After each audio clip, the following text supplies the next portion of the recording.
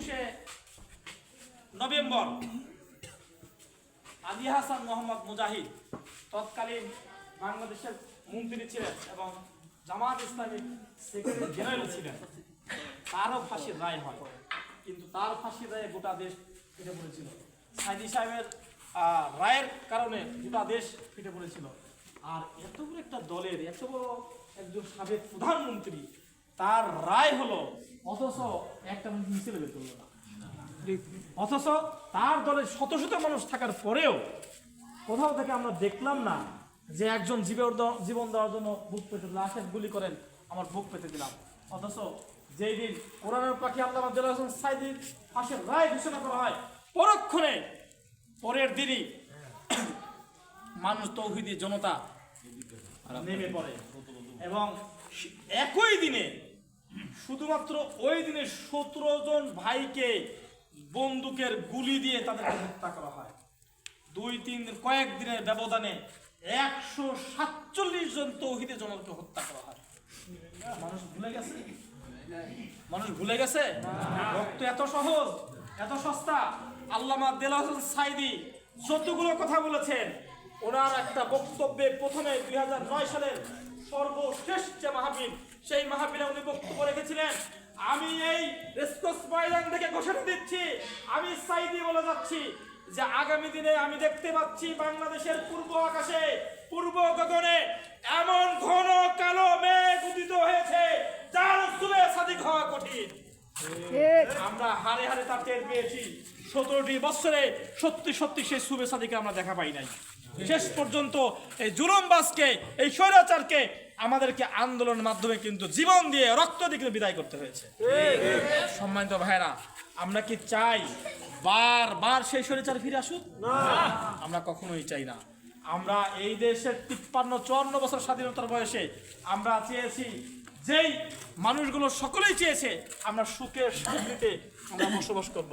95% মুসলমান এই দেশে বসবাস করে, অথচ সেই দেশে যারাই রাষ্ট্রীয় ক্ষমতায় এসেছে তারা ব্যক্তির আদর্শকে প্রতিষ্ঠিত করার জন্য তারা বারবার চেষ্টা করেছে। কেউ ইসলাম নিয়ে কাজ করে নাই, কেউ কোরআন নিয়ে কাজ করে নাই, কেউ মুসলমানদেরকে নিয়ে ভাবে নাই। ঠিক সম্মানিত ভাইরা, অথচ এই উপমহাদেশের মুসলিম শাসকদের একসময় দাপট ছিলেন, সারা বাংলাদেশে মুসলিম শাসকদের দাপট ছিলেন।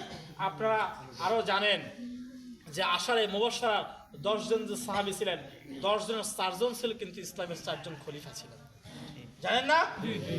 হ্যাঁ, আবু বকর রাদিয়াল্লাহু তাআলা আনহু প্রথম খলিফা, ওমর রাদিয়াল্লাহু তাআলা আনহু, হযরত আলী রাদিয়াল্লাহু তাআলা, উসমান রাদিয়াল্লাহু তাআলা আনহু, ওসমান রাদিয়াল্লাহু তৃতীয় খলিফা, চতুর্থ খলিফা হযরত আলী রাদিয়াল্লাহু তাআলা আনহু। 4 জন ইসলামের খলিফা, অর্থাৎ তারা জান্নাতের সুসংবাদ প্রাপ্ত অন্যতম 4 জন সাহাবী।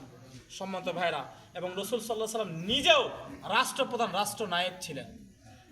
প্রিয় উপস্থিতি, আমরাকে দেখে যেতে চাই না? আমাদেরকে মনে চায় না যে এই রাষ্ট্র, এই দেশ, আমার সোনার বাংলাদেশ কোরআন দিয়ে চললে কেমন হয়, শরীয়র আইন দিয়ে চললে কেমন চলে, আমরা একটু দেখে যেতে চাই কিনা? খায়াস আছে কিনা? যদি চাই তাহলে আপনাকে ফিরে আসতে হবে, আল্লাহ কোরআনের মধ্যে স্পষ্ট বলেছে, ইকরা কিতাবাকা কাফা বিনাফসিকা ইয়াওমা আলাইকা হাসিবা। আমরা দুনিয়ার উপর যাই করি না কেন, আল্লাহর কাছে দরদ দিতেই হবে, এটা তো সত্য। কাল কিয়ামতের ময়দানে যখন জিজ্ঞাসা করবে, এই সলিমুদ্দি কলিমুদ্দি দাঁড়াও, তোমার আমলনামায় তোমার যা আছে পেশ করো, পাঠ করো, তোমার কোন সাহায্যকারী, কোন মন্ত্রী আছে, তুমি দেখা যাবে। আমরা শুনে জবাব দিয়ে চলে যেতে পারবো? যদি আমি ইসলামের বিরুদ্ধে আইন হয় সেখানে ভোট দিয়ে আমি যদি সমর্থন দেই, আর ওরা গিয়ে যদি ইসলামের বিপক্ষের আইন পাস করে, আমি ধরা খাবো কিনা? খাবো কিনা? এ ভয় আছে? তা যদি হয়, এখন থেকে সিদ্ধান্ত নেন, এখন থেকে ওয়াদা করেন, এমন কোন জায়গায় আমি ভোট দেব না। আমার ধানের শীষ, নৌকা, লাঙ্গল সব দেখা শেষ। আগামী দিনে যারা কোরআন দিয়ে রাষ্ট্র পরিচালনা করবে, আগামী দিনে তাদেরকে ভোট দিয়ে রাষ্ট্রের ক্ষমতায় বসাতে হবে। আর কারা কোরআন দিয়ে রাষ্ট্র পরিচালনা করবে, এটা আমরা অন করি, এটা আমরা বুঝি। কেবলমাত্র যারা আলেম ওলামা, যারা কোরআন অধ্যয়ন করে, কোরআন দিয়ে মানুষের কাছে দাওয়াত পৌঁছায়, যারা কোরআন দিয়ে কথা বলে এবং কোরআনকে বাস্তবায়ন করার জন্য, সংসদে নিয়ে যাওয়ার জন্য সকাল সন্ধ্যা ভাবে, তাদেরকে আপনাকে নির্বাচিত করতে হবে।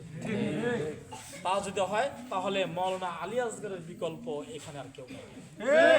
সম্মানিত ভাইরা, আমাদেরকে যারা রাজাকার বলে গালি দেয়, আসলে মানুষ কিন্তু এটা আর খায় না, মানুষ কিন্তু এটা আর খায় না। সেই রাজাকার জিকিরের দিন শেষ।